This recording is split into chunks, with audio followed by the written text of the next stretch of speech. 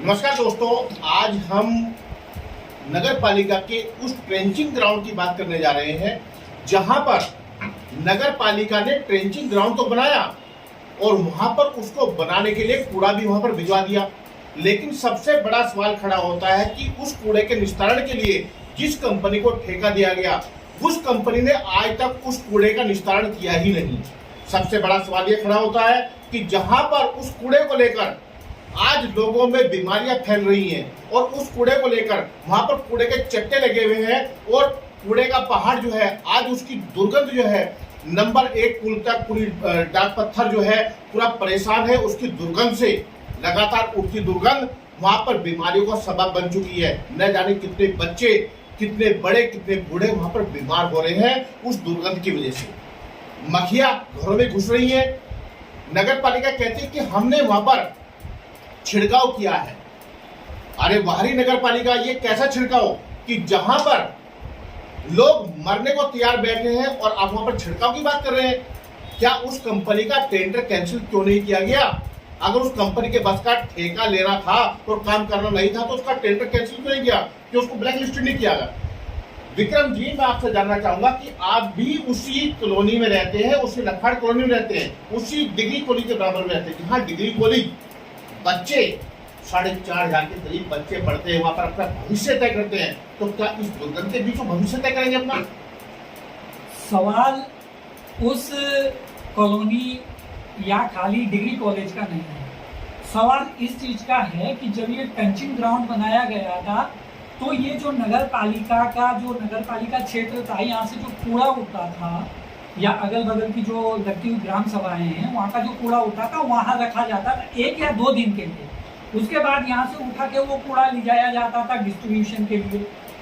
अब मामला यह है कि जब पहले ये व्यवस्थाएं बनाई गई थी तो वो व्यवस्थाएं आज सुचारू क्यों नहीं है, क्यों वहाँ ढेर लगा हुआ है, क्यों वहाँ पहाड़ बनता जा रहा है कूड़े का। दूसरा, 2014 में जब यशस्वी प्रधानमंत्री बने थे, नरेंद्र मोदी जी बने थे, तो उन्होंने लाल किले की प्राचीर से सबसे पहला जो काम किया था उन्होंने स्वच्छ भारत अभियान चलाया था।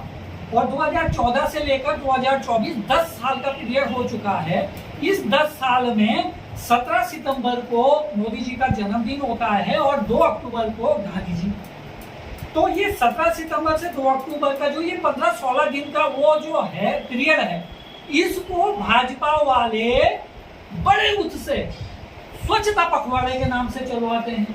अब जो ये स्वच्छता पखवाड़ा है, आप लोग बिल्कुल टीवी पे आप देखोगे कितने बड़े बड़े ऐड दिए जाते हैं स्वच्छता पखवाड़े के नाम पर हैं। तो ये अभी भी उसी उसमें है। तो जो ये स्वच्छता पखवाड़ा चल रहा है, क्या ये आपका स्वच्छता पखवाड़ा अब ये रूप ले चुका है कि पूरा डाक पत्थर वहां दुर्गंध से मरा जा रहा है?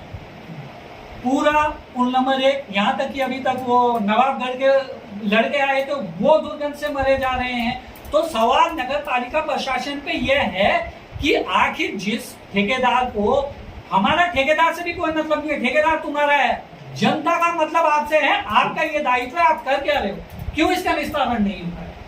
सवाल ये है। विक्रम जी, आपने बहुत सही बात की। विष्णु जी, मैं आपसे जानना चाहूंगा कि जो आज कूड़े की समस्या आ रही है उस कूड़े की समस्या के लिए नगर पालिका के अधिकारी यहाँ पर मौजूद नहीं है। नगर पालिका के ठेकेदार जो है जिनको इसका ठेका दिया गया है वो यहाँ पर मौजूद नहीं है। पिछले 1.5 घंटे से हम नगर पालिका में बैठे हैं लेकिन हमें कोई भी ठोस जवाब किसी भी अधिकारी, किसी भी कर्मचारी का नहीं मिला। क्या कहेंगे इसको लेकर आप? सबसे पहले तो मैं आपको बता दूं कि सेलाकुई में एक बहुत बड़ा कई करोड़ रुपए की लागत से ट्रेंचिंग ग्राउंड बनाया गया है और वहाँ पर आधुनिक मशीनों को लगाया गया है कूड़े के स्थान के लिए। तो सबसे पहले तो यहाँ पर इसकी चीज़ की आवश्यकता ही नहीं थी कि हमारे क्षेत्र में आप इसको यहाँ पर लगाएं।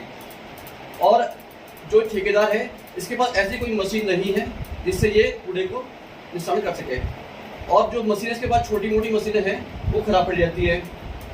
बात करेंगे कूड़े की बदबू की, तो मैं आपको बताऊँ कि नगर पालिका इतनी यहाँ पर लापरवाह है कि पछौनी क्षेत्र में हर वर्ष डेंगू के लिए दवाई का छिड़काव होता था, एक फॉगिंग का जो है छिड़काव होता था, लेकिन वो इस वर्ष नहीं हुआ है। क्या वह दवाई नगर पालिका वाले पी गए। बड़ा सवाल ये है। और लापरवाही तो इन लोगों की बहुत है, कई कमियां हैं। आवास क्षेत्र में ढेर कूड़े के ढेर लगे हुए हैं और इन लोगों के द्वारा ऐसी कोई व्यवस्था नहीं है कि जो घर से कूड़ा कलेक्ट करते हैं वो ये ले जाके यहाँ से कहीं आसपास कहीं ढेर लगा देते हैं और डाक पत्र में उसको नहीं ले आते हैं, तो उनकी लापरवाही काफ़ी है। गौतम जी, मैं आपसे भी जानना चाहूंगा कि जो लगातार जिस कूड़े की हम चर्चा कर रहे हैं उस कूड़े के पहाड़ आपने डाक पत्र में देखे, वो खड़े हैं। डिग्री कॉलेज वहीं पर है, बस्ती वहीं पर है, सभी लोगों को आने जाना है वहाँ पर। तो ऐसे में कैसे देखते हैं, नगर पालिका की लापरवाही है या फिर घोर लापरवाही? देखिए, नगर पालिका की इसमें अगर लापरवाही की बात की जाए तो लापरवाही इसमें इसलिए कही जाएगी कि लगातार विकासनगर शहर की अगर बात की जाए तो विकासनगर शहर के अंदर इस समय 11 वार्ड